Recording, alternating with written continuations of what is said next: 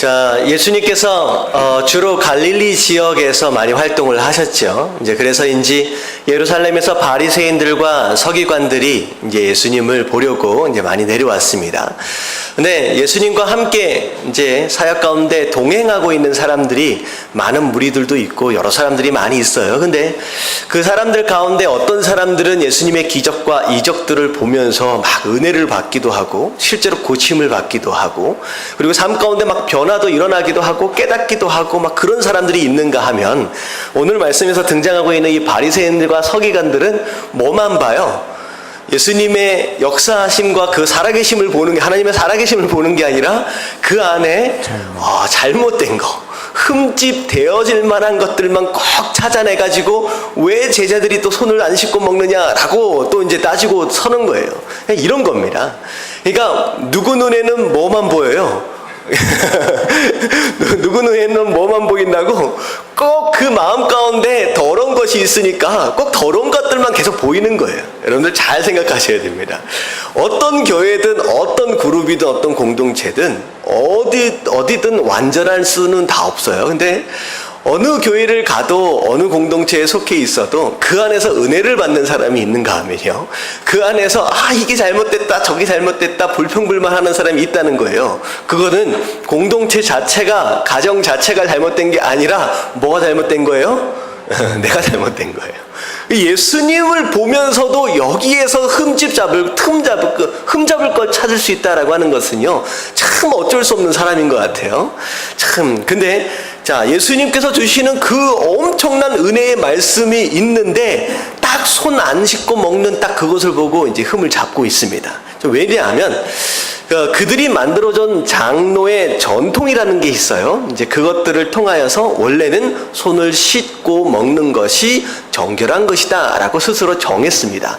자, 이 장로의 전통이라는 것이 무엇이냐면요, 자, 이들이 지금 누구냐면 바리새인들이에요. 자, 이 바리새파 운동이라고 하는 것은 처음 시작될 때 굉장히 좋은 의미로 시작됐습니다. 자, 이스라엘 백성들이 아수르와 바벨론에게 망했어요. 왜 망했느냐? 말씀에 순종하지 않고 계속 우상을 숭배했기 때문에.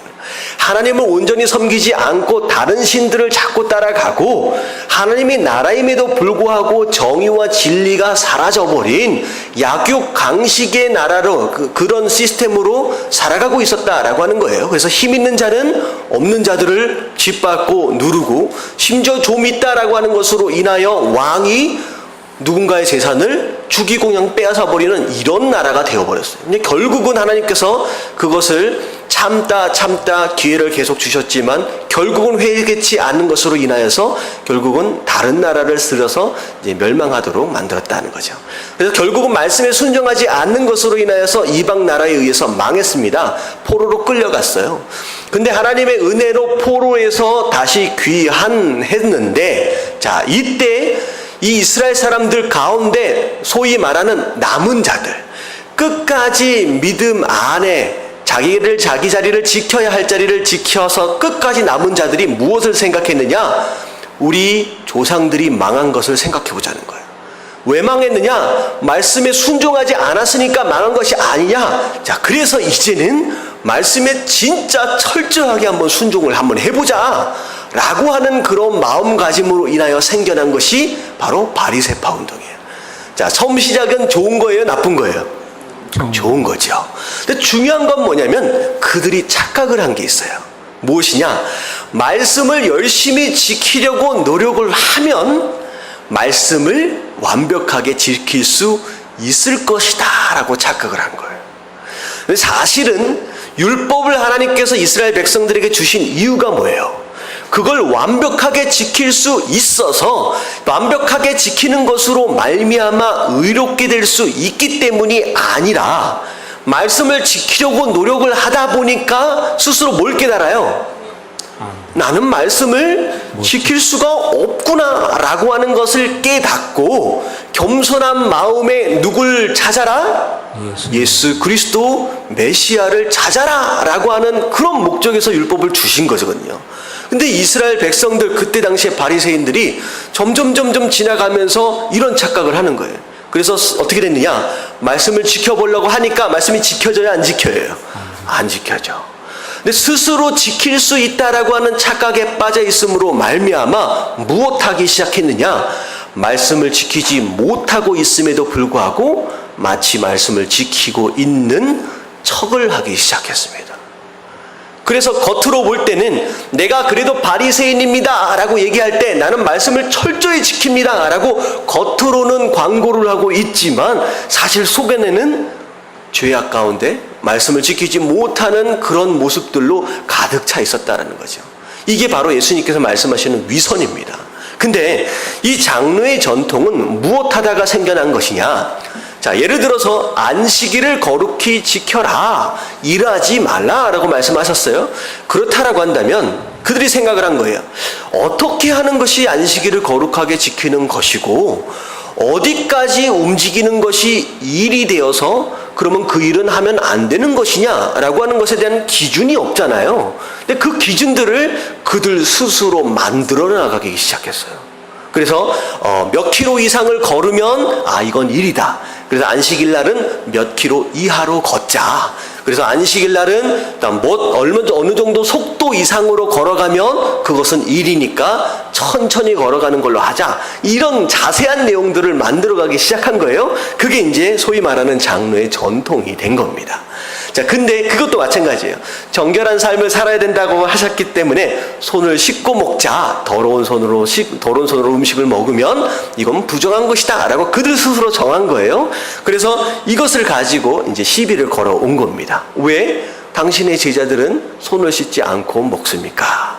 그랬더니 예수님께서 제자들의 행동을 두둔하시거나 변명하시기보다는 오히려 그렇게 시비를 걸어오는 바리새인들을 향하여서 말씀하시고 있는 내용이 바로 6절 말씀이에요.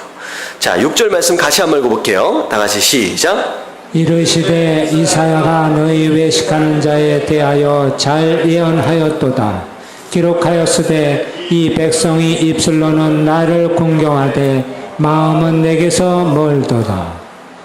자, 7절까지 시작. 사람의 계명으로 교훈을 삼아 가르치니 나를 헛되이 경배하는도다 하였느니라. 자, 무슨 얘기냐? 너희들이 외식하는 자다라고 딱 지적하시는 거예요. 너희들 스스로 장로의 전통과 더불어 율법을 다 지키는 것처럼 하고 있지만 예수님은 다 아세요? 모르세요? 사람의 눈은 속일 수 있다라고 하지만 하나님 대신 예수 그리스도의 눈은 속일 수 없다는 거예요. 다 보인다는 거예요. 너희 마음 가운데 얼마나 죄악들이 가득 차 있는지 나는 다 보인다. 겉으로 아무리 포장을 한다라고 할지라도 나는 다 보인다라고 하는 거예요. 그리고 심지어 뭐라고 말씀하시느냐? 입술로만 하나님을 공경하고 마음은 그렇지 않다라고 하는 거 내가 다 안다라고 하는 거예요. 그리고 심지어 뭐라고까지 말씀하시냐? 하나님께서 너희에게 허락하신 율법, 진짜 중요한 율법은 소홀히 하면서 너희들 스스로 잘 지켜보겠다라고 만들어 놓은 너희들의 장로의 이 전통, 그것만을 붙들고 있는 모습, 이거는 우선순위가 완전히 바뀌었다라고 하는 것입니다. 그리고 8절에 보니까 너희가 하나님의 계명은 버렸다. 오히려 계명을 버렸대요. 그리고 사람이 만든 전통을 가지고 사람들을 지적하고 있다라고 하는 거예요. 자, 근데 거기에 대한 내용이 무엇이냐? 10절 말씀이에요.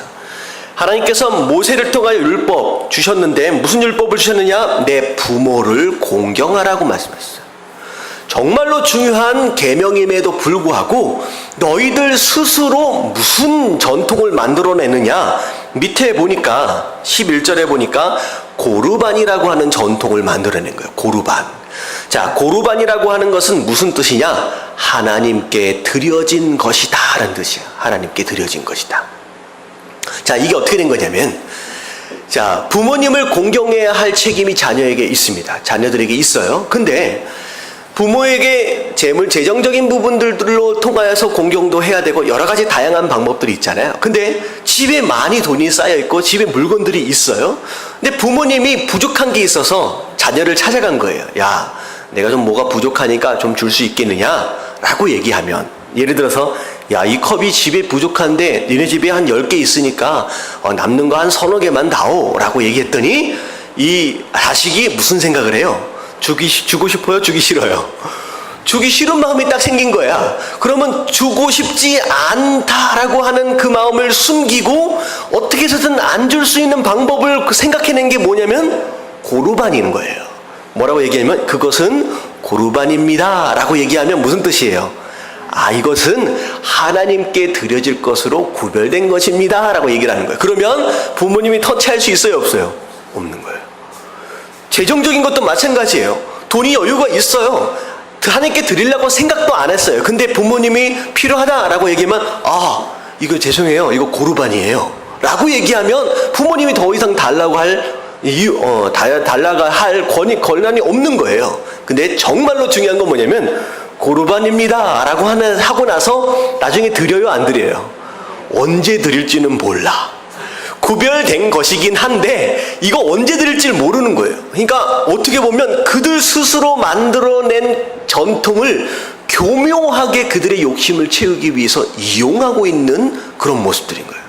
정작 부모를 공경하라고 하는 상위의 율법을 아주 무시해버리고 그들 스스로 만들어낸 이 고르반을 가지고 소위 말하는 장난을 하고 있었다는 거죠.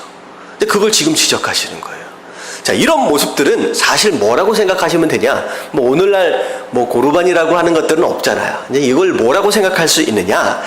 자기의 유익과 욕심을 채우기 위해서 신앙을 이용하는 것은 믿음이 아니다라는 거예요. 믿음이 아니다라는 거예요. 내가 무엇인가 원하는 게 있고 내가 무엇인가 소망하는 게 있어요. 소원이 있다는 거예요. 이것을 이루기 위해서 소위 말하는 종교, 신앙 이런 것들을 이용하고 있다라고 한다면 사실 진짜 믿음이 될 수 없다라고 하는 것입니다. 제가 저기 LA에서 살 동안에 그런 일이 많이 있어요. 한국이 여기 보면 기독교인들 숫자가 사실 10% 20% 정도밖에 안 되잖아요. 실제로 주일날 교회를 나가는 퍼센트는 20% 이하로 생각이 되어지는데 LA를 가보면요, LA 전체 이민자들 인원으로 볼 때 거의 30% 정도가 기독교인입니다. 교회를 거의 다녀요. 어떻게 보면 이 한국보다 한 배가 많은 숫자거든요. 근데 왜 이런 현상이 나타나느냐? 그들이 정말로 신앙심이 좋다라고 하기보다는 뭐예요? 이민을 딱 와보니까 아는 사람이 있어요, 없어요? 없어. 무슨 사업을 하려고 그래도 무슨 비즈니스를 하려고 그래도 인맥이 있어야지. 이제 결국은 이민 사회에서 살아남기 위한 수단으로 뭘 이용하는 거예요? 교회라고 하는 것을 이용하는 거예요. 그래서 점점 많아지는 거예요. 그래서 일단은 사람을 알아야 되고 정착하기 위해서 인포메이션을 얻기 위해서 교회를 일단 찾아간대요. 물론 그렇게 찾아가서 물론 인간적인 욕심 때문에 무엇인 유익을 위해 찾아갔지만 그 안에서 하나님을 만나면 할렐루야잖아요. 그 너무나도 감사한 건데 그렇게 갔음에도 불구하고 10년, 20년을 다니면서도 끝까지 하나님을 만나지 못하고 계속 그 유익만, 그 욕심만을 채우기 위해서 교회를 이쪽 교회, 저쪽 교회 순회를 하면서 다니는 사람이 있다는 거예요. 예를 들어서 자동차를 파는 사람들 같은 경우에는 결국은 수많은 딜러 가운데서 누구에게 사요? 결국은 자동차는. 가격들은 다 비슷비슷해요. 누구에게 사요? 아는 사람에게 사요. 어찌되었든 아는 인맥을 늘리기 위해서 여기서 한 3개월 교회 다니고 저기서 3개월 교회 다니고 돌아다니는 거야. 자, 이런 모습으로 신앙생활을 하는 인생들이 있다라는 거예요. 이건 굉장히 극단적인 예지만 우리의 신앙생활을 한번 돌아볼 필요가 있는 거죠.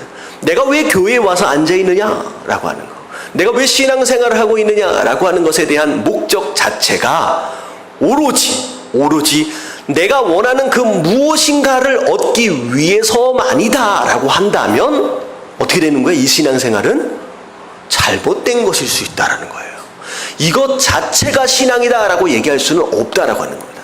물론 그것들이 신앙생활의 일부로 포함되어질 수 있어요. 우리 연약함과 부족한 것들을 하나님 앞에 구하고 그것을 하나님께서 공급해 주시고 그 안에서 온전한 하나님과의 관계가 형성이 되어지고 또 성장하고 이런 모습들은 굉장히 자연스러운 거지만 그것만이다라고 한다면 오히려 이것은 병든 신앙생활일 수 있다라고 하는 것이죠.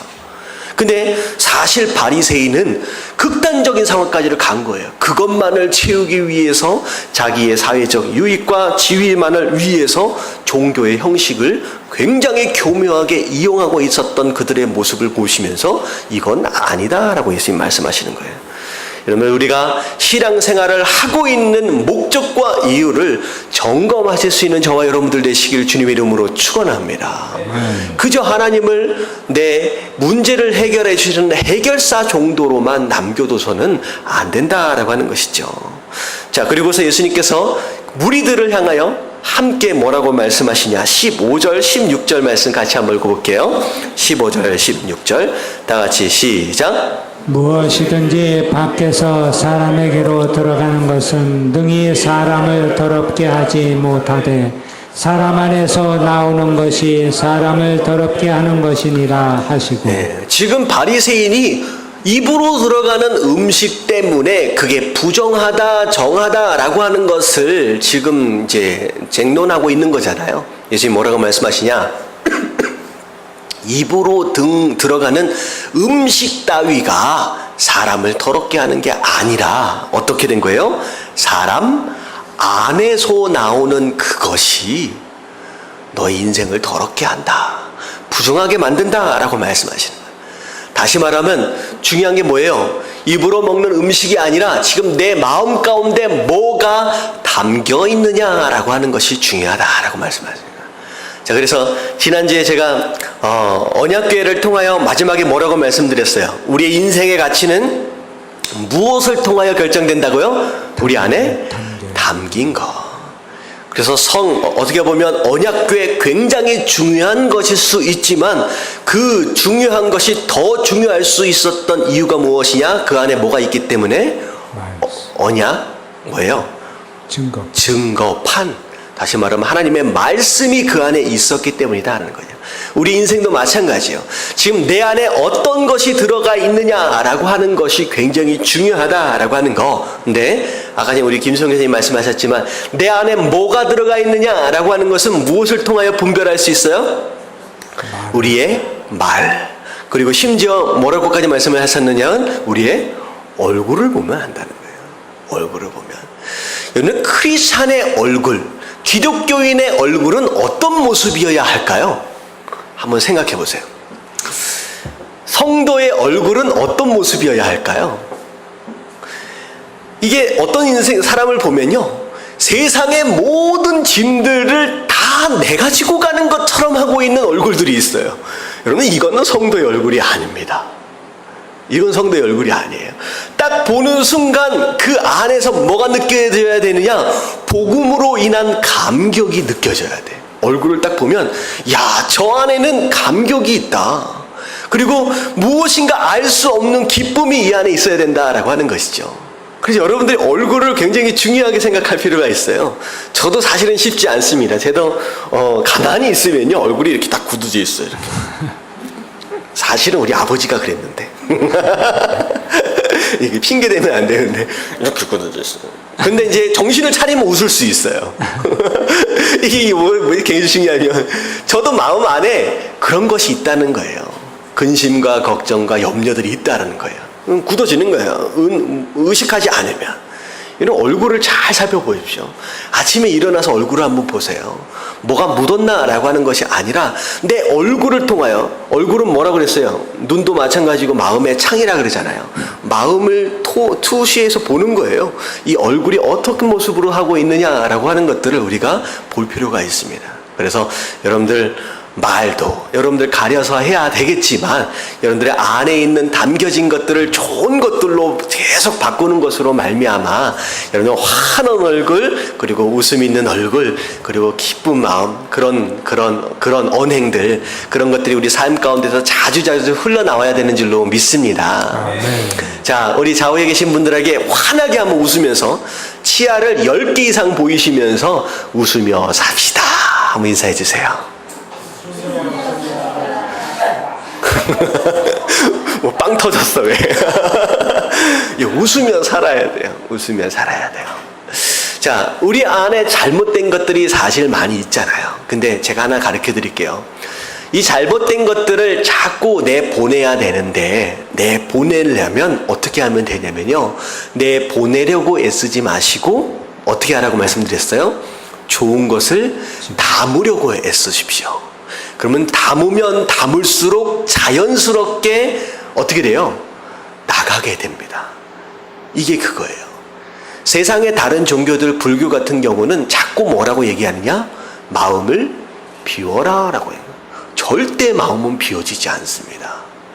채워야, 좋은 것으로 채워야 나쁜 것들이 나갈 수 있게 된다는 거예요. 그래서 자꾸 무슨 일 때문에 근심 걱정이 자꾸 마음 가운데 막 들어오잖아요. 막 스트레스 받잖아요. 그러면 잊어야지, 생각하지 말아야지 라고 생각하면 할수록 더 생각나. 그러면 어떻게 하시면 되냐면 말씀을 읽으십시오. 찬양을 부르십시오. 그래서 자꾸 근심 걱정이 떠오르지 않도록 여러분들 안에 좋은 것을 하나님의 것으로 담을 필요가 있다라고 하는 것이요. 예수님께서 뭐라고 말씀하시냐? 자꾸 너희들은 지금 껍데기를 가지고 사람 눈에 보여지는 것을 가지고 이러쿵저러쿵 얘기를 하고 있지만 사실 진짜 중요한 것은 너희 안에 담겨진 그것이 중요하다는 거예요. 왜냐? 하나님은 외모를 보시는 분이 아니라 어떻게 해요? 마음의 중심을 보신다는 거예요. 그것이 그 사람이다라고 말씀하시는 거예요. 여러분들 외모를 가꿔야 합니다. 가꾸는 것만큼 여러분들 마음도 잘 가꿔 가시기를 주님의 이름으로 축원합니다. 아멘. 아멘. 자, 저 넘어가도록 합니다. 쭉 넘어가서 자, 24절을 볼게요. 자, 7장 24절을 볼 텐데 자, 25절과 27절, 25절부터 27절까지 한번 같이 읽겠습니다. 다 같이 시작. 이에 더러운 귀신 들린 어린 딸을 둔 한 여자가 예수의 소문을 듣고 곧 와서 그 발 아래에 엎드리니 그 여자는 헬라인이요 수로보니게 족속이라.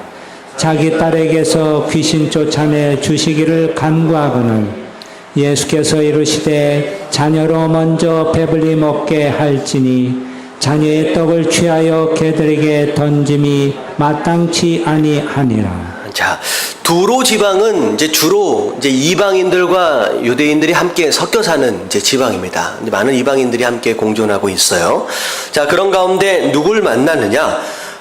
귀신 들린 딸을 가진 어머니를 만났어요. 그 어머니가 예수님 앞에 와서 엎드려 절합니다. 자, 그리고 나서 제발 우리 딸의 들린 귀신을 좀 쫓아주십시오 라고 간구했더니 자, 27절은 거의 충격적인 말이에요. 예수님께서 어떻게 이런 얘기를 하실 수 있을까? 자, 뭐라고 말씀하시느냐? 자녀들에게 자녀로 먼저 배불리 먹게 할지니 자녀의 떡을 취하여 개들에게 던짐이 마땅치 아니하다. 여기서 얘기하고 있는 자녀는 누굴 얘기하는 걸까요? 유대인들을 의미하는 거겠죠. 이스라엘 백성들. 근데 자녀들에게 줄 밥이 있다는 거예요. 근데 이 자녀들에게 줄 이 빵, 이 떡을 누구에 주는 게 마땅치 않다? 개에게. 자, 여기서 얘기하고 있는 개는 누굴 의미해요? 바로 지금 앞에 엎드려 있는 이방인 여인을 의미하는 겁니다. 어떻게 고쳐달라고, 딸을 고쳐달라고 간절한 마음으로 엎드린 이 여인을 향하여서 어떻게 개라고 얘기를 할 수 있을까?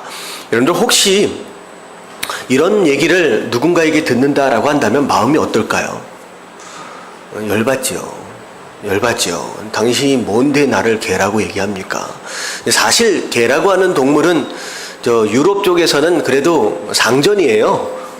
누가 그런 얘기를 하더라고요. 개팔자만 같아도 차라리 더 낫다고. 저기 미국이나 유럽만 가도요.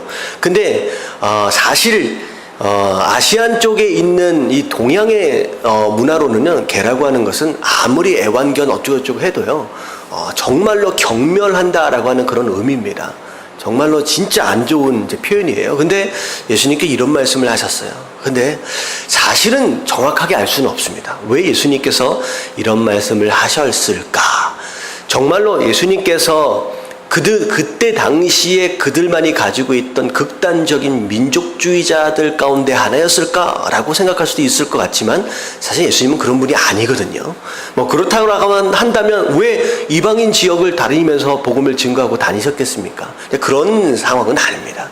이게 뭐냐면 사실은 예수님께서 이 병을 낫도록 하시기 위해서 유대인들 같은 경우에는 하나님에 대한 신앙이 있고 메시아에 대한 신앙이 있어요. 기본적으로 바탕이 깔려 있습니다. 기초가 있는 사람들이에요. 근데 이방인들은 하나님을 알아요, 몰라요? 잘 몰라요. 메시아가 누군지도 몰라요. 다시 말하면 기초가 없어요.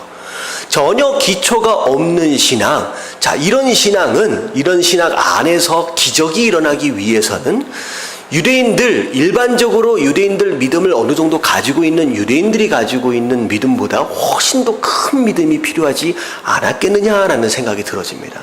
그러니까 어떤 상황이냐면 어느 정도의 믿음만 있으면 고쳐질 수 있는 상황과 병들이 있다는 거예요. 하지만 어떤 상황은 큰 믿음이 필요한 경우가 있다라고 하는 것입니다. 그래서 아마도 예수님께서 이 이방인 여자, 이 어머니에게 큰 믿음을 시험하시기 위해서 하신 것이 아니겠느냐라고 하는 거예요. 근데 중요한 것은 예수님이 어떤 목적으로 이런 말씀을 하셨느냐라고 하는 게 중요한 게 아니라 그 어떤 말씀에서든지 어떻게 반응했느냐가 훨씬 더 중요해요. 자, 그 얘기를 듣고 상처받았어. 삐졌어. 화났어요.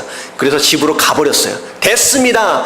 여기만 뭐 병원입니까? 여기만 교회입니까? 라고 됐습니다 하고 가버렸다라고 한다면 이 딸이 고침을 받을 수 있었을까요? 없었다는 거예요. 중요한 게 이거예요. 그 무슨 소리를 듣는다라고 할지라도 끝까지 그 자리를 떠나지 않고 심지어 뭐라고까지 얘기하느냐? 28절 같이 읽겠습니다. 시작. 여자가 대답하여 이르되 주여 올소이다마는 상아래 개들도 아이들이 먹던 부스러기를 먹나이다. 이 얘기는 뭐냐면 그래요.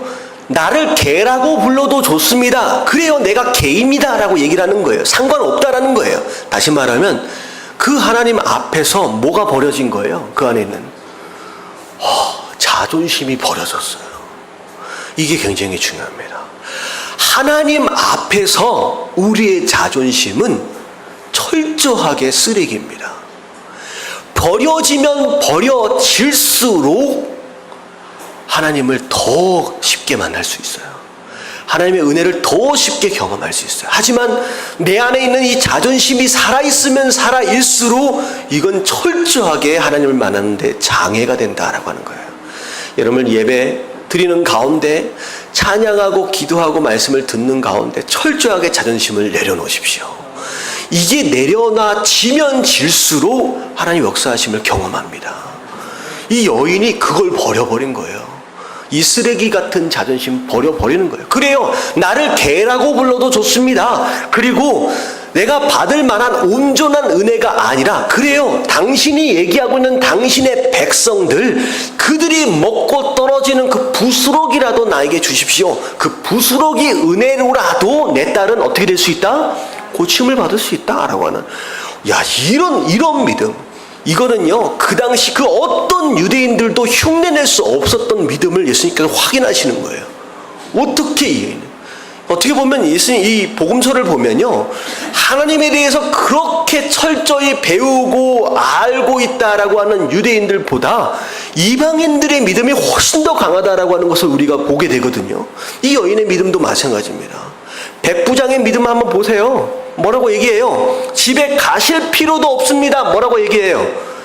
말씀만 하시면, 공간을 초월하셔서 말씀만 하시면 저 집에 내 아들이 낳을 것입니다 라고 얘기하는 거예요. 이게 다 이방인들 얘기입니다. 이게 굉장히 중요한 거예요. 이게 무슨 얘기냐? 오래 신앙생활을 해서 많이 듣고 많이 배웠다라고 해서 믿음이 좋은 게 아닐 수 있다라고 하는 거예요. 이방인들, 이 여인은 보세요. 철저하게 버리고 괜찮습니다. 그 부스러기 은혜만 받아도 내 딸은 고쳐질 수 있습니다. 그랬더니 29절에 뭐라고 그래요? 네가 이 말을 하였으니 돌아가라. 귀신 들린 내 딸에게서 나갔느니라. 귀신이 나갔느니라. 고침을 받았습니다. 그러면 이 사건을 통하여 우리가 생각해야 할 것은 무엇이냐? 가장 중요한 것은 빨리 뭘 버려라? 자존심을 버려라 라고 하는 거예요. 그 두 번째는 무엇이냐? 포기하지 마십시오. 무슨 얘기를 듣는다라고 할지라도 절대 하나님 말씀 앞에서는 상처받거나 삐지지 마십시오. 여러분들 토라지지 마십시오. 말씀 앞에 상처를 입는다라고 하는 것만큼 안타까운 일은 없습니다. 말씀을 통하여 찔림이 있어지고 이런 얘기 하시는 분이 있어요. 제가 무슨 얘기를 하면, 말씀을 전하면 목사님이 나 들으라고 하는 얘기네? 나 뭘 아나? 누가 내 얘기를 했나? 뭐 이렇게 하시는 분이 있어요. 근데요, 나 들으라고 하는 얘기일까요? 아닐까요? 나 들으라고 하는 얘기죠.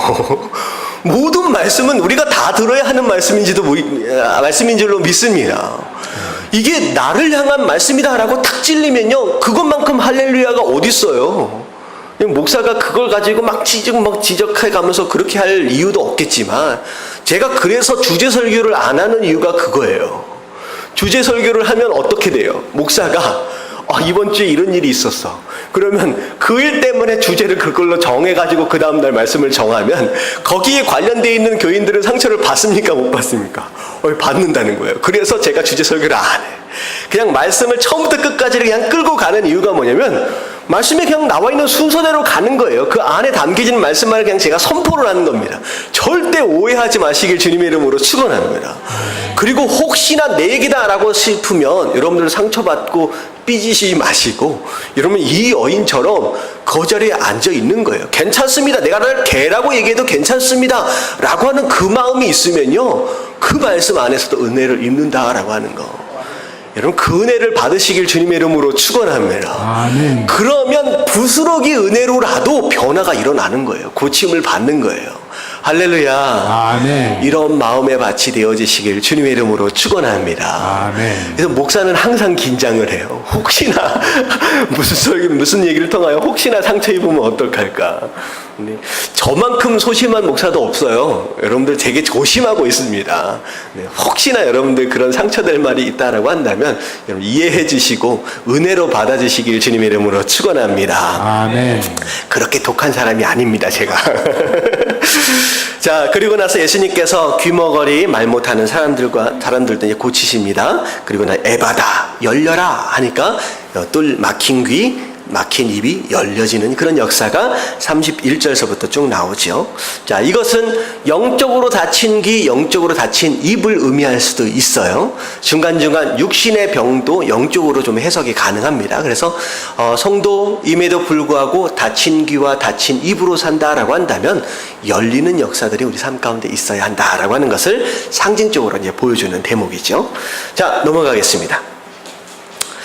자, 1절과 2절, 8장 1절과 2절 말씀 같이 한번 읽어볼게요. 나같이 시작. 그 무렵에 또 큰 무리가 있어 먹을 것이 없는지라 예수께서 제자들을 불러 이르시되 내가 무리를 불쌍히 여기노라.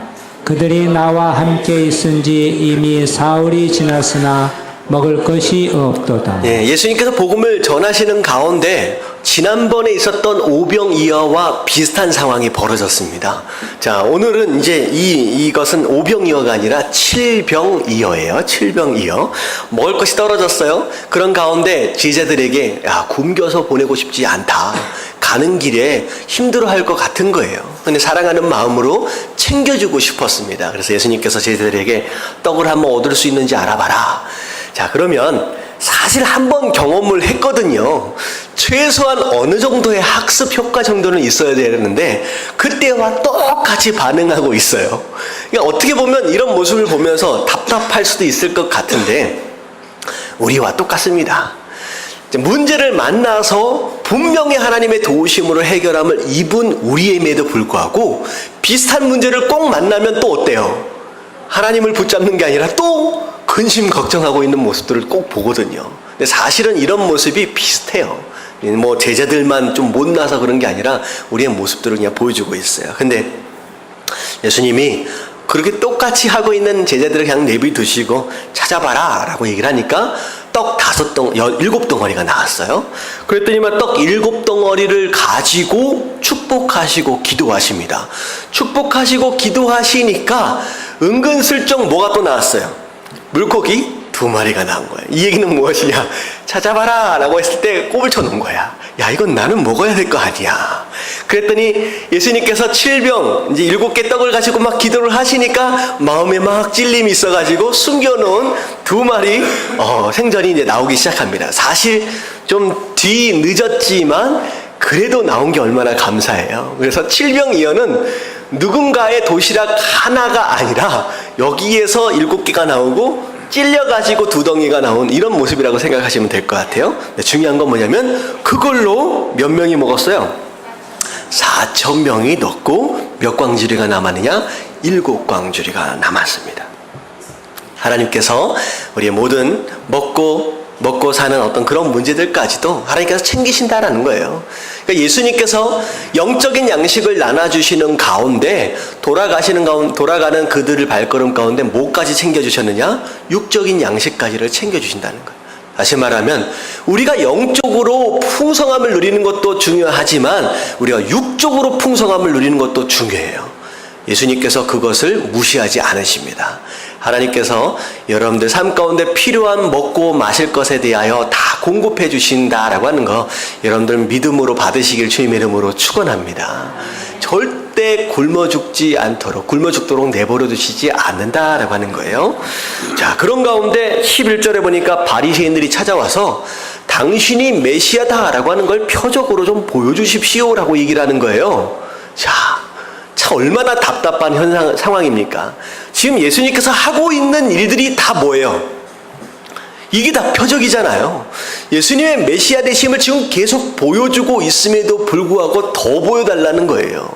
이건 뭐냐면 여러분들 눈에 보이는 것이 믿음을 주는 게 아니라는 거예요. 눈에 보여주는 게 믿음을 주는 게 아니에요. 사실 믿음부터 시작되어집니다. 믿음을 가지면 눈에 보이기 시작합니다. 신앙은 그런 거예요. 하나님의 살아계심을 보여주십시오. 하나님의 능력을 보여주십시오. 그러면 내가 믿겠습니다 라고 얘기하지만 믿음은 그것이 아니에요. 어떻게 하면 볼 수 있고 체험할 수 있느냐? 믿으면 돼요. 하나님의 살아계심을 믿으면 그때 보이기 시작해요. 그때 경험하기 시작한다는 거예요. 근데 이들은 그 믿음을 믿지 않고 그렇게 나오니까 아무리 보여줘도 보여지지 않는다라고 하는 것이죠. 그래서 여러분들 중요한 게 뭐냐면 가장 먼저 보여달라고 하기보다는 뭘 먼저 가져라? 믿음을 가집시오. 하나님은 반드시 계시고 그를 찾는 자에게 상 주실 것이다 라고 하는 걸 믿어보십시오. 그러면 그걸 체험하도록 하나님께서 하신다라고 하는 거. 여러분 방향을 여러분들이 잘 아셔야 돼요. 먼저 믿음은 하나님이 경험하도록 하신다라는 거예요. 자, 그런 가운데 7병2여의 기적이 끝났어요. 그리고 나서 무리들은 다 돌아갑니다. 맛있게 먹고. 제자들이 예수님께서 재촉하시는 가운데 배를 다 탔어요. 갈릴리 바다를 이제 건너갔는데 무슨 일이 벌어졌느냐? 14절 말씀 같이 한번 읽어볼게요. 다 같이 시작. 제자들이 떡 가져오기를 잊었음에 배에 떡 1개밖에 그들에게 없더라. 배를 타서 한참 가다 보니까 7광주리가 생각이 나는 거예요. 거기서 몇 덩어리 들고 왔었어야 되는데, 깜빡 잊고 안 가져왔네. 무슨 생각을 하느냐? 그들에게 지금 몇 덩어리가 있어요, 떡이? 한 덩어리. 무슨 생각을 하느냐? 내일 또 뭐 먹을까를 생각하는 거예요. 내일 또 먹어야 되는데, 가지고 왔어야 되는데, 라고 하는 것이죠. 여러분들, 이런 마음이 있는 사람들. 하나님께서 내 삶 가운데 문제를 해결해 주시고 내 삶 가운데 필요한 것들을 끊임없이 공급해 주시고 계심에도 불구하고 끊임없이 장래 것들에 대하여 염려하고 근심하는 사람들이 있어요. 여러분 지금까지 굶고 살지 않았잖아요. 물론 어려운 사람들도 있었죠. 하지만 지금까지 어떻게 하나님께서 공급해 주셨느냐라고 하는 걸 한번 돌아보십시오. 그렇게 하나님께서 섬세하게 관여하시고 챙겨주시고 공급해 주셨음에도 불구하고 나는 지금 현재라고 하는 시점 앞에서 어느 때를 걱정하고 있어요? 내일을 지금 걱정하고 있다는 거예요. 여러분 이게 문제라는 거예요. 이게 어떤 현상이냐? 분명히 하나님 뭐라고 말씀하시냐? 여호와는 나의 목자시니 내가 부족함이 없으리로다. 내가 분명히 부족함이 없어야 되는데, 내가 부족함이 없기 때문에 없음으로 인하여 푸른 풀밭에서 내가 뭐 할 수 있어요? 쉴 수 있거든요. 근데 이것에 대한 믿음이 계속 없으니까 어떻게 돼요? 채워주고 계심에도 불구하고 계속 걱정하고 근심하고 사는 거야. 그래서 그 푸른 풀밭 위에서 쉬지 못하는 인생이 되어져 있다라고 하는 것이죠. 여러분들 이제 쉬십시오. 여러분들이 하나님께서 내가 계속 채워주고 있지 않느냐, 내가 목자이지 않느냐라고 말씀하고 계신다라고 한다면 여러분 그 안에서 편히 쉴 수 있는 그런 백성들 되시길 주님의 이름으로 축원합니다. 계속 이러면 안 된다라고 하는 것이죠. 자, 그리고 나서 예수님께서 지금 15절부터 굉장히 중요한 말씀을 하세요. 예수께서 경과에 이르실 때 삼가 바리새인들의 누룩과 헤롯의 누룩을 주의하라. 어떻게 보면 앞뒤 말씀이 좀 연결이 안 되는 것 같지만 이 말씀만 좀 따로 좀 생각을 해볼게요. 바리새인들의 누룩은 죄를 상징을 하거든요. 죄가 전염된다, 빨리 번진다라고 하는 그런 의미에서 이제 누룩이라는 단어를 쓰는데, 자, 이게 이제 바리새인들의 누룩은 무슨 누룩이냐? 외식하는 모습입니다. 척하는 거예요. 속 안에 있는 건 더러운데 겉으로는 깨끗한 척하는 그런 모습들, 제자들에게 앞으로 있어질 수 있는 유혹들이라는 거죠. 너희가 예수 그리스도의 제자가 되었다라고 하는 거, 그리고 사람들의 관심과 기대가 있어요. 그래서 그들 스스로 어떻게 보여야 돼요? 다른 사람들보다 더 거룩해 보여야 한다라고 하는 마치 책임감, 그것으로 인하여 안은 계속 썩어가고 있는데 자꾸 포장해 가려고 하는 이런 유혹들이 있을 수 있다라고 하는 거죠. 예수님 조심해라 하는 거예요.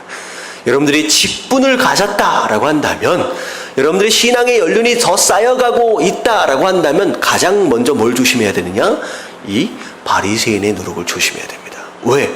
스스로 자꾸 포장하기 쉽다라고 하는 거죠. 잘하고 있는 것처럼. 이거 조심해라. 헤롯의 누룩은 뭘까요? 세상의 탐욕입니다. 욕심입니다. 영적인 것보다는 오히려 세상에 잘 먹고 잘 사는 것에만 관심이 있는 거예요.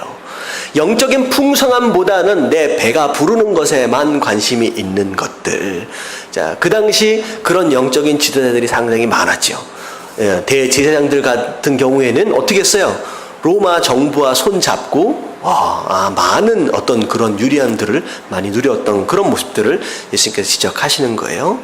자, 그리고 나서 예수님 뭐라고 말씀하시느냐?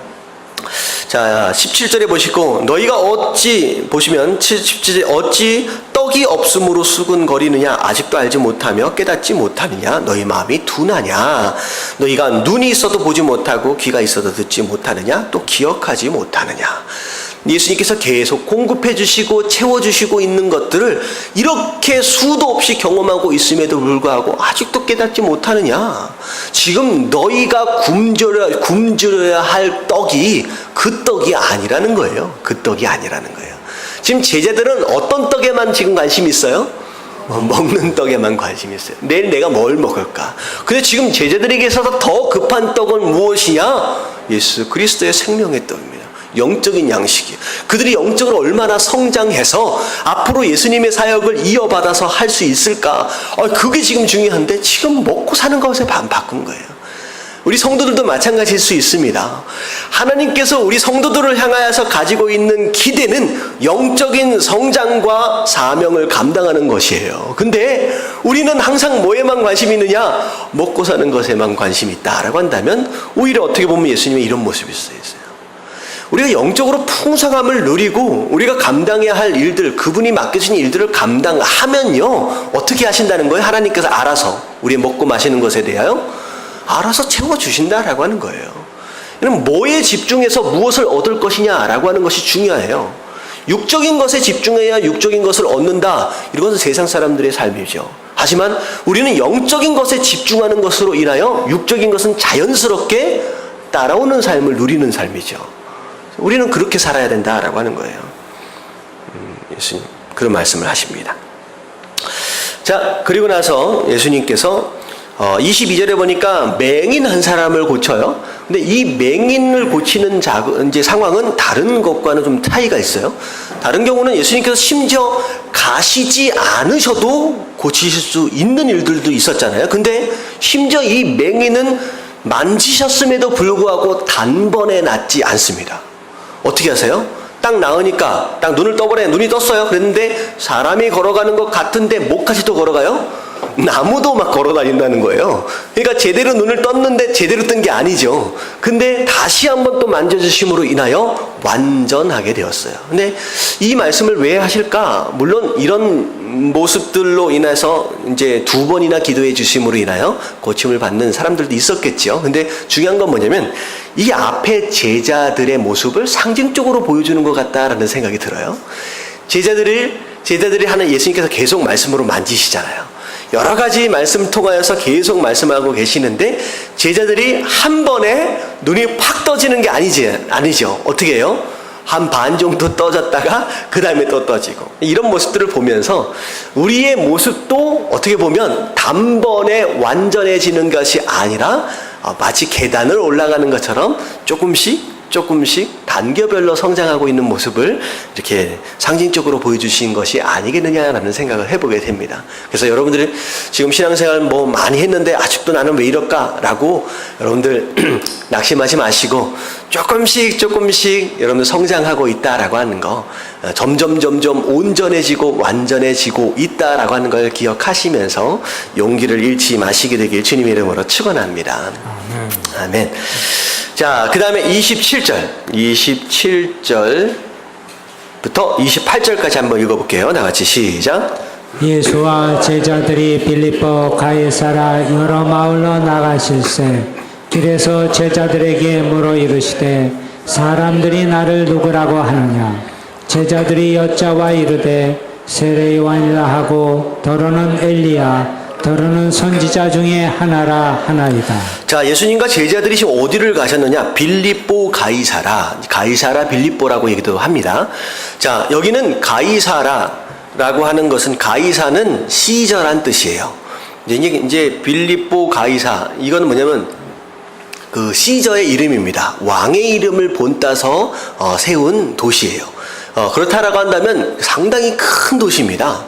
큰 도시예요. 근데 심지어 예루살렘보다 더 큰 도시입니다. 자, 예수님께서 갑자기 도시를 가신 거예요. 자, 예수님과 제자들은 다 소위 말하는 촌 사람들이거든요. 촌 사람들이 도시를 딱 가면 어떤 현상이 일어나요? 이제 일단은 하고 위에만 쳐다보게 되죠. 야, 진짜 높다. 와, 진짜 화려하다. 예수님 저거 보세요. 저 빌딩을 보세요. 오늘처럼 엄청나게 높은 빌딩은 없다라고 할지라도 그 당시의 도시 나름대로의 화려함이 있었을 것 같아요. 근데 이 상황을 여러분들이 어떻게 이해하시면 되냐면 그 화려함과 그 웅장함에 입이 떡 벌어져 있는 그 제자들이라고 하는 그 배경 안에서 생각을 하셔야 돼요. 그 건물 앞에, 그 도시 앞에 서 있는 제자들의 그 옷차림새, 그것을 딱 생각해 보면 어떤 모습일 것 같아요? 그야말로 초라하죠. 촌동네를 다닐 때는 우리 예수님 이러고 다녔는데 도시 안에 딱 가보니까 그들의 행색도 마찬가지고 예수님도 행색도 마찬가지예요. 그야말로 촌놈인 거야. 엄청 초라해 보이는 거예요. 그때 예수님은 물어보시는 거예요. 자, 이게 뭐냐? 우리가 세상 어떻게 보면 골리앗 앞에 딱 서면 우리 스스로 뭐해질 수 있어요? 초라해질 수 있어요. 세상에 능력 있는 사람, 강한 사람, 지혜 있는 사람, 똑똑한 사람 앞에 딱 서면요 주눅들 수 있어요. 그때 예수님 뭐라고 얘기하느냐? 넌 내가 누구라고 생각하느냐라는 거예요. 이게 굉장히 중요한 거예요. 여기 비록 사람들이 나를 누구라고 하느냐라고 물어봤을 때 요한, 엘리야, 선지자라고 얘기를 합니다. 중요한 건 뭐냐면 너는 나를 누구라는 거냐? 주는 그리스도입니다. 이 신앙의 고백이 어디서 나온 것이냐? 세상의 웅장함과 화려함과 그 강력한 앞에 서 있는 그야말로 그 극단적인 초라함을 느끼고 있는 이 제자들에게 하시는 말씀이에요. 그런 초라함과 연약함 가운데 어떻게 보면 주눅들 수 있는 너희일 수 있지만 그 가운데 너희가 담대하게 고개를 들 수 있고 어깨를 펼 수 있으려면 누가 누구인지를 정확하게 알면 된다. 예수님이 누구인지, 네 안에 있는 예수 그리스도, 우리 안에 있는 예수 그리스도가 누구인지를 정확하게 알고 고백할 수 있으면 그 어떤 세상 앞에서도 주눅들거나 초라해지지 않을 수 있다는 거예요. 왜냐하면 내 안에 계시는 그분이 누구시기 때문에, 그리스도 메시아 바로 하나님이시기 때문에요. 그 신앙이 세상을 이길 수 있는 신앙이 되는 거예요. 아무리 거대한 무엇인가가 있다라고 할지라도 창조주보다 클 수 있어요, 없어요? 없어요. 아무리 강력한 골리앗이 서 있다라고 할지라도 하나님보다 강할 수 없다는 거예요. 이 얘기는 뭐냐면 그 강력한 힘 앞에서 뭘 찾아라? 너희 안에 있는 창조주 하나님을 찾아라는 거예요. 여러분, 이 하나님을 여러분들이 발견할 수 있다라고 한다면 주눅들지 않을 수 있습니다. 저도 마찬가지예요. 세상에 많은 있잖아요. 제가 넘어뜨려야 할 영적인 적들이 얼마나 많습니까? 하지만 저 자신을 생각하면 초라해질 수밖에 없어요. 하지만 끊임없이 제가 기도하고 제가 붙잡는 것은 뭐냐면 내 육신적인 저를 붙잡는 게 아니라 제가 더 노력해가지고 더 실력을 쌓아가지고 저 말을 잘하고 설교를 잘해가지고 뭘 하겠다, 이게 아니라 뭘 잡는 거예요? 내 안에 계신 창조주 하나님을 잡는 거예요. 여러분, 그 수밖에 없어요. 여러분들 만만해가지고 넘어뜨려 보면 더 큰 적이 나타날 수밖에 없습니다. 더 큰 적, 더 큰 적. 이 문제 해결하면 더 큰 문제 기다리고 있어요. 여러분들이 해결할 수 있는 유일한 방법은 그 어떤 문제보다도 더 큰 누굴 찾아라? 하나님을 찾으면 돼요. 창조주 하나님을. 예수님이 그 얘기를 하시는 거예요. 너는 나를 누구냐 하느냐. 주는 그리스도시요, 여기 안에는 나와 있지 않지만 다른 복음서를 보면 뭐까지 얘기를 해요? 살아계신 하나님의 아들입니다. 하나님이다 라는 거예요. 자, 이 얘기를 딱 하는 순간 예수님이 칭찬을 하시잖아요. 그런 가운데 조금 전까지만 해도 그 웅장함 가운데 초라해 보였던 그 제자들이 어떻게 됐을까요? 어깨가 다 펴지는 거예요. 내가 누구와 함께 있는지 아냐? 담대해지는 거예요. 여러분들, 이게 우리 성도의 담대함이고 능력인 줄로 믿습니다. 아멘. 그게 우리의 실력인 거예요, 그게. 자, 근데 예수님께서 뭐라고 말씀하시냐? 예수님의 죽음과 부활에 대해서 말씀하시는 거예요. 예수님이 준 그리스도시요 살아계신 하나님의 아들이라고 얘기를 했는데 죽음과 부활에 대해서 얘기를 하니까 제자들이 이해하지 못합니다. 심지어 베드로는 뭐라고 얘기하냐? 그리하지 마시옵소서. 이제 막는 거예요. 예수님을 항변하매라고 나오잖아요. 그랬더니 예수님께서 베드로를 향하여 꾸짖으시는데 어떻게 꾸짖으세요? 자, 33절 베드로를 꾸짖어 이르시되, 다 같이 시작. 사탄아 내 뒤로 물러가라. 내가 하나님의 일을 생각하지 아니하고 도리어 사람의 일을 생각하는도다 하시고. 자, 누가 고백했어요? 아까쯤에 베드로가 고백을 했는데, 고백한 베드로를 향하여 뭐라고 얘기하느냐? 사단아 라고 얘기를 하는 거예요. 갑자기 베드로가 사단이 돼버렸습니다. 자, 이 얘기는 무엇이냐? 첫 번째, 아무리 믿음이 좋은 사람이다 라고 할지라도 방심하면 누구한테 이용당할 수 있다? 사단에게 이용받을 수 있어요. 성도임에도 불구하고 방심하면요, 어느 때든지 사단의 앞잡이로서 역할을 감당할 수도 있습니다. 우리가 항상 깨어 있어야 돼요. 교회 안에서 분쟁들이 많이 일어나잖아요. 서로들 생각할 때 다 하나님 편이라고 생각합니다. 하지만 사실은 둘 다 누구 편일 경우가 많아요? 사단의 편일 경우가 많아요. 둘이 싸우는 것으로 인하여 누가 망하고 있어요, 지금? 교회가 망하고 있잖아요. 자기가 지금 무슨 짓을 하고 있는지를 모르는 거예요. 그러니까 장로라고 할지라도 목사다라고 할지라도 방심하면요, 사단의 앞잡이가 될 수도 있다라고 하는 거예요. 그래서 우리가 방심하면 안 됩니다. 깨어 있어야 돼요. 누구든 사단에게 이용당할 수 있어요. 근데 이용당한다. 그러니까 어떻게 보면 하나님의 일을 방해한다라고 한다면 누구라도 그렇게 가능할 수 있다는 거예요. 근데 뭐라고 얘기하시냐? 사단아 어디로 물러나라? 내 뒤로 물러나라. 저는 이 말씀이 참 은혜가 되는 게 뭐냐면, 우리가 예수님을 앞서가는 것이 사단의 일이 되어버립니다. 내가 지금 어디를 가야 하느냐, 지금 내 포지션이 지금 어디 있어야 하느냐가 굉장히 중요한 거예요. 예수님보다 앞서가는 순간 그게 바로 교만이고 그게 바로 누구의 일이 되는 거예요? 사단의 일이 되는 거예요. 우리 철저하게 어디 있어야 돼요? 예수님 뒤에 있어야 돼요. 예수님이 가신 길을 따라가는 게 성도의 삶이지 절대 우리는 앞서가면 안 됩니다. 그렇기 때문에 우리는 스스로 계획해서는 안 돼요. 스스로 무엇인가를 막 뭘 만들려고 애쓰면 안 돼요. 우리는 어떻게 해야 되느냐? 내가 무엇인가를 만들어서 계획을 세워서 뭘 해보겠다 이게 아니라 항상 뭘 물어야 되느냐? 하나님, 내가 다음에 무엇 하기를 원하십니까? 라고 묻고 그 음성에 순종하는 것이 바로 성도의 삶입니다. 자꾸 내 나름대로의 인생을 자꾸 계획하기 시작하면요, 순간 어떻게 될 수 있냐? 예수님보다 앞서갈 수 있어요. 그렇다고 제가 계획을 전혀 세우지 말라라고 하는 게 아니라 그 계획이 누구 안에 있어야 돼요? 예수 그리스도 안에 있어야 됩니다. 안에 있어야 됩니다. 그래서 그 계획을 어떻게 세워야 되냐? 하나님의 일을 생각하지 않고 도리어 사람의 일을 생각하는다. 먹고 사는 거, 사람의 일을 기준으로 계획을 세우기 시작하면 예수 그리스도를 앞서가게 되는 것이고 그게 사단의 일이 되어버립니다. 철저하게 하나님 중심적으로 생각하고 계획을 세우고 우리는 순종하며 따라갈 수 있어야 된다라고 하는 거, 여러분들 깨달아지시길 주님의 이름으로 축원합니다. 자, 그리고 나서 예수님 뭐라고 말씀하시냐? 제자의 삶에 대해서 말씀하시는 거예요. 자, 34절 다 같이 읽겠습니다. 시작. 무리와 제자들을 불러 이르시되 누구든지 나를 따라오려거든 자기를 부인하고 자기 십자가를 지고 나를 따를 것이니라. 자, 예수님을 앞서가지 말라 그랬어요. 따라가라 라고 얘기했잖아요. 자, 따라오려거든 어떻게 되느냐? 자기를 부인하라 라는 거예요. 내가 가진 것을 다 내려놓고 포기하고 자존심도 내려놓고 계획도 고집도 다 내려놓고 그리고 뭘 지고? 십자가를 지고. 이 십자가는 죽기를 각오하고 고난받기를 각오하고 라는 뜻입니다.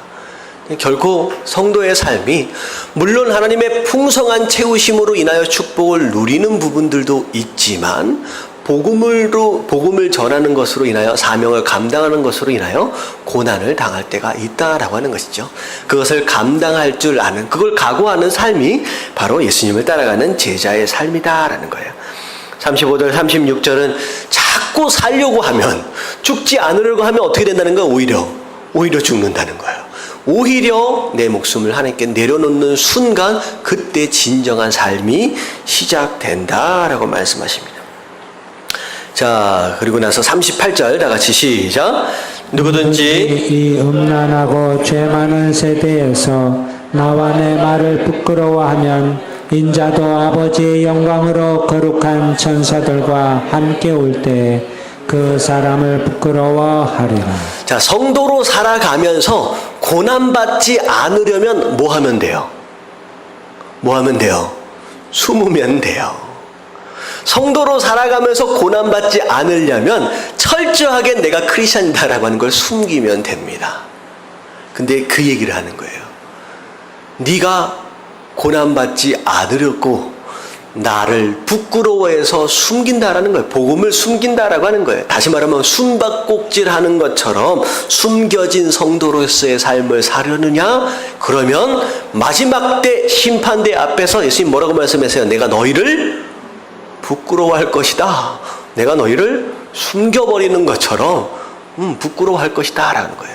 그래서 우리는 철저하게 고난을 각오하는 가운데 어떻게 해야 되고요? 숨겨진 성도의 삶이 아니라 밝히 등대처럼 드러나는 그런 삶을 살아야 된다. 근데 드러나면 드러날수록 고난이 심해집니다. 한번 살아보시는 분들은 아실 거예요. 철저하게 복음대로 말씀을 증거하면서 등잔 위에 등불처럼 살아가려고 하면 할수록 십자가가 더 무거워질 수 있어요. 하지만 그렇게 사는 것이 제자의 삶이다 라고 말씀하시는 거예요. 여러분, 그런 삶을 사시게 되길 주님의 이름으로 축원합니다. 자, 9장까지 보도록 하겠습니다.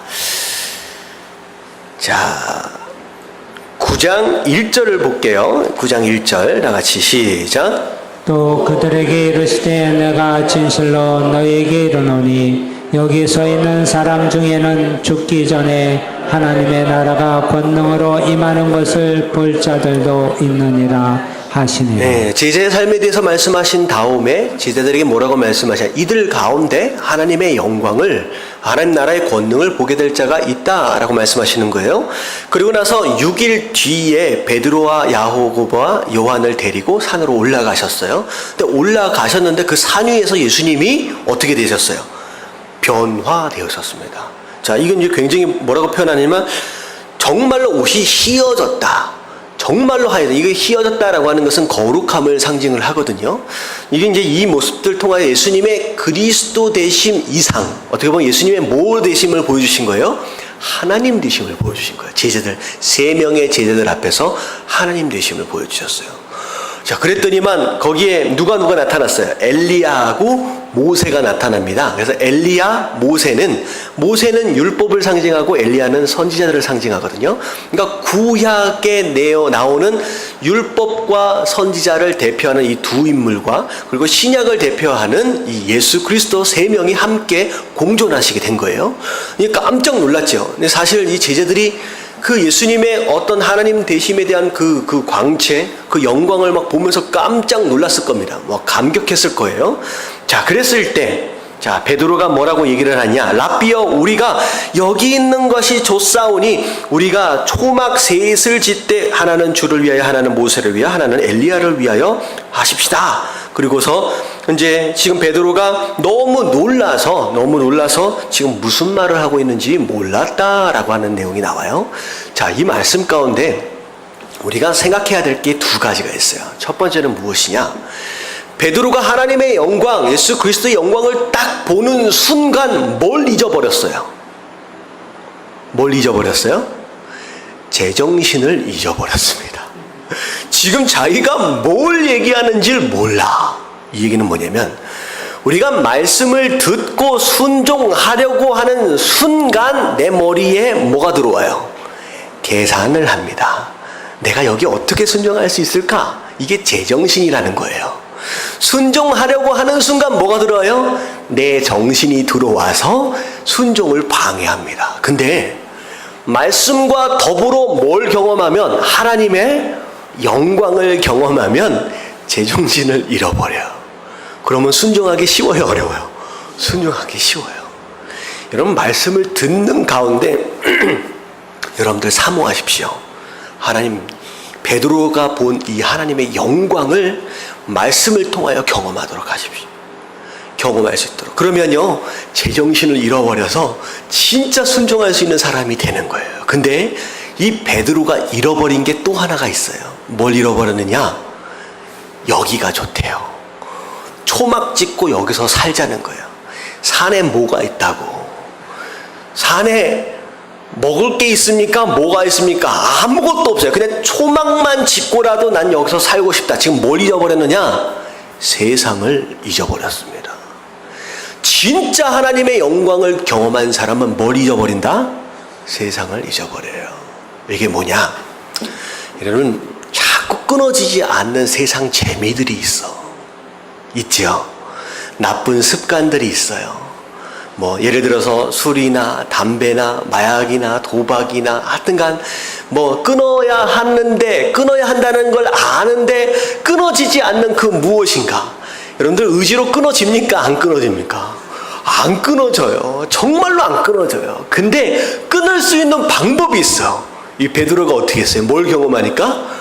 하나님의 영광을 딱 경험하는 순간 이게 관심이 있어요, 없어요? 없어지는 거야. 세상 재미가 관심이 없어져.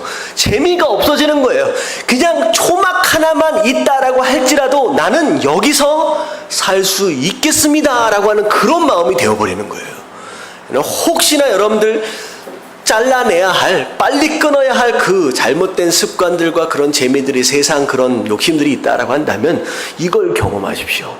하나님의 영광을 경험하면 진짜 큰 기쁨을 경험하고 큰 감격을 누리면요, 거짓 재미들, 잘못된 것들은요 별로 관심이 없어지는 거예요. 여러분, 이게 거룩하게 사는 방법입니다. 이걸 끊으려고 끊어서요? 안 돼요. 절대 안 된다는 거예요. 더 큰 기쁨을 누리면요, 자연스럽게 끊어져 버려요. 여러분, 이게 첫 번째 의미예요. 여러분들, 이걸 예배 가운데 경험해 보십시오. 하나님의 영광을 보십시오. 그러면 제정신도 잊어버리고 세상 재미도 잊어버리고 그냥 초막 하나만 있으면 예수님과 평생 살 수 있을 것 같은 그런 각오들이 생겨났나요? 그러면 사명 감당할 수 있어요.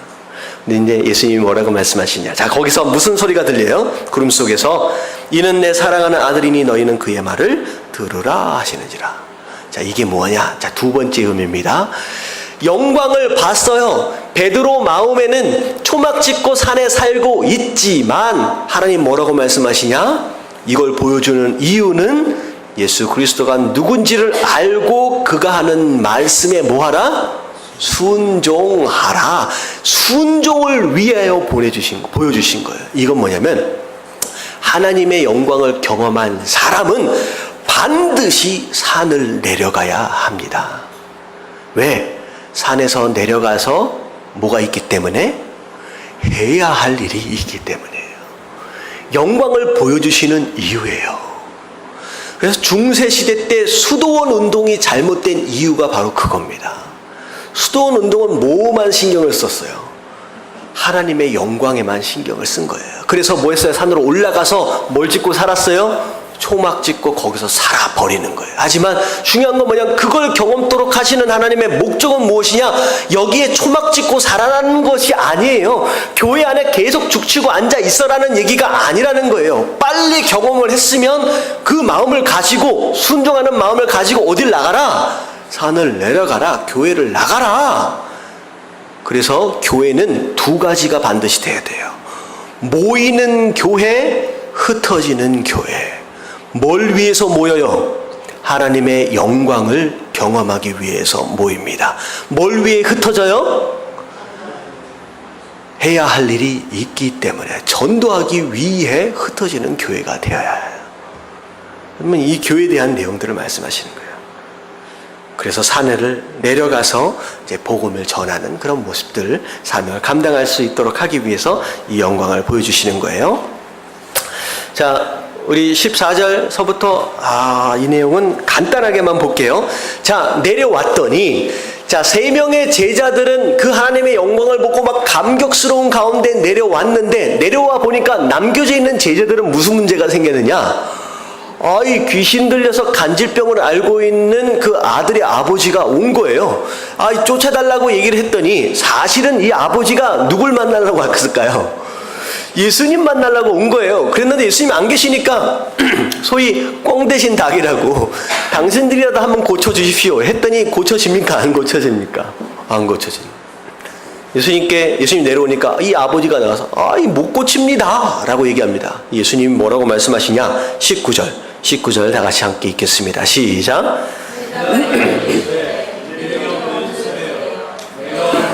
너희와 함께 있으며 얼마나 너에게 참으리요 그를 내게로 데려오라 하시네. 예수님이 제자들을 향하여 믿음 없는 세대여, 내가 너희와 언제까지 함께 할 수 있겠느냐? 내가 너희를 언제까지 기다려줄 수 있겠느냐라고 얘기하시는 거야. 근데 사실은 이 귀신이 쫓아지지 않은 이유는 제자들이 믿음이 없다, 제자들만의 불신앙 때문이 아니라 누가 또 믿음이 없었느냐? 이 아버지가 또 믿음이 없었어요. 일단은 꿩 대신 닭이다, 당신들이라도 한번 해보십시오 라고 팔짱을 끼고 봤어요. 거기에 대한 이제 내용이 뭐냐면 22절입니다. 한참 자기 아들에 대해서 설명하다가 뭐라고 얘기하느냐? 예수님을 향하여 무엇을 하실 수 있거든 우리를 불쌍히 여기사 도와주옵소서. 이 얘기는 뭐냐면 뭐라도 한번 해보십시오 라는 거예요. 다시 말하면 예수님께서 고칠 수 있다라고 하는 믿음이 있어요, 없어요? 없는 거예요. 완전한 믿음이 아닌 거죠. 그랬더니 예수님 뭐라고 말씀하시냐? 할 수 있거든이 무슨 말이냐? 믿는 자에게는 능히 하지 못할 일이 없느니라 하시네요. 그러니까 믿음이 없으니까 지금 고쳐지지 않는 거 아니냐? 결국은 누구의 믿음이 없는 거예요, 지금? 아버지의 믿음이 없는 거예요. 다시 말하면 내가 지금 병이 안 나. 내가 문제가 해결이 안 돼. 어쩌면 누구의 믿음이 없는 것일 수 있어요? 내 믿음이 없는 것일 수 있어요. 그래서 중요한 건 뭐냐면, 자, 네가 믿음이 없기 때문이다 라고 하는 말만큼 가장 싫어하는 사람이 바로 성도입니다. 한번 잘 보세요. 병원에 가면 의사가 당신이 여기가 아픕니다 라고 지적해주면 환자는 고마워요? 아니면 열받아요? 잘 생각해 보세요. 내가 너무 아파. 배가 너무 아파. 아직 결론이 아직 안 났죠, 우리 박 집사님. 맹장인지 장염인지. 어디가, 배는 너무 아파 죽겠는데 찾아갔는데 의사가 어디가 아픈지를 얘기를 잘 안 해줘. 그러면 어때요, 마음이? 답답하지요, 열받지요. 근데 그 의사가 당신은 지금 여기가 아픕니다 라고 지적해주면 어때요? 얼마나 감사합니까? 근데 신기하게 영적인 건 그렇지 않아요. 오래 믿은 사람이면 믿을수록 목사가 아니면 누군가가 당신이 지금 믿음이 없습니다 라고 딱 집어서 얘기하면 감사합니다 라고 얘기할 수 있는 사람이 있을까요, 없을까요? 없어요. 영적인 것에서는 참 교만한 것 같아요, 우리가. 믿음 없다라고 지적해주면요, 당신이 지금 이 부분이 잘못됐습니다 라고 지적해주면 열일 받아. 감사한 게 아니라. 근데 이 아버지의 신앙은 그렇지 않았다는 거예요. 예수님이 당신이 믿음이 없는 것입니다 라고 얘기하니까 이 아버지가 뭐라 그래요? 곧 그 아이의 아버지가 소리질러 이르되 내가 믿나이다, 나의 믿음 없는 것을 도와주소서. 이 얘기는 뭐냐면 내가 믿음 없었다라고 하는 걸 뭐 하는 거예요? 인정하는 거예요. 시인하는 거예요. 내가 믿음 없다라고 하는 거 압니다. 그렇습니다. 나는 믿음이 없습니다. 근데 중요한 건 뭐냐면 믿음이 필요하다라고 하니까 뭐라고 얘기해요? 도와달라고. 믿음 가질 수 있도록 도와달라고. 여러분, 신앙에는 이런 겸손함이 사실 필요해요. 이런 겸손해요. 내가 말씀을 통하여 지적을 받으면요, 열받으면 안 돼요. 감사해야 돼요.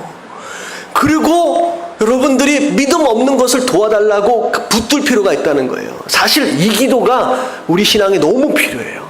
여러분들 믿음 있으십니까? 솔직히 하나님 앞에서 목사든 누구든 믿음 있다라고 얘기할 수 있는 사람이 누가 있어요? 솔직히 저도 믿음 없어요. 어떻게 보면 이 밤에 좀 기도하실 때 그 기도를 하면 좋을 것 같아요. 하나님, 우리가 믿음이 없습니다. 믿음 없잖아요. 도와주세요. 도와주세요. 그래야 하나님이 역사하시는 거예요. 그랬더니 바로 어떻게 됐어요? 믿음 없음을 도와달라고 얘기하니까 어떻게 해요? 예수님이 도와주시는 거예요. 바로 귀신이 쫓겨나갑니다. 이게 얼마나 쉬운 거예요. 여러분들, 이게 이 아버지가 가지고 있는 실력이에요. 없다라고 지적을 받을 때 없다라고 하는 걸 인정하고 도와달라라고 겸손하게 나아갈 수 있는 모습. 다른 사람들이 뭐라고 생각하든 소리를 지르는 거예요. 예수님 그렇습니다. 도와주십시오. 여러분, 그러고 나서 고침을 받았어. 제자들이 물어봅니다. 왜 우리는 못 고쳤습니까? 사실은 제자들이 귀신을 쫓는 능력이 없는 사람이 아니잖아요. 전에 둘씩 짝지어서 귀신들 쫓아봤거든요. 근데 왜 오늘은 안 나갔지? 물어보는 거예요. 왜 안 나갔습니까? 자, 마지막 29절 다 같이 읽겠습니다. 시작. 이르시되 기도 외에 다른 것으로는 이런 종류가 나갈 수 없느니라 하시니라. 뭐 하지 않아서? 기도하지 않아서요. 기도해야 된다. 기도하지 않으면 그런 능력 안 나타난다. 기도해야 믿음이 생긴다는 거예요. 기도해야. 여러분들, 사실 기도하면 하나님께 성령 충만을 부어주십니다. 성령 충만한 가운데 믿음이 생기는 거예요. 그러면 그 어떤 것도 불가능한 것이 없어진다라고 하는 거, 여러분 깨달아지시길 주님의 이름으로 축원합니다. 아멘. 자,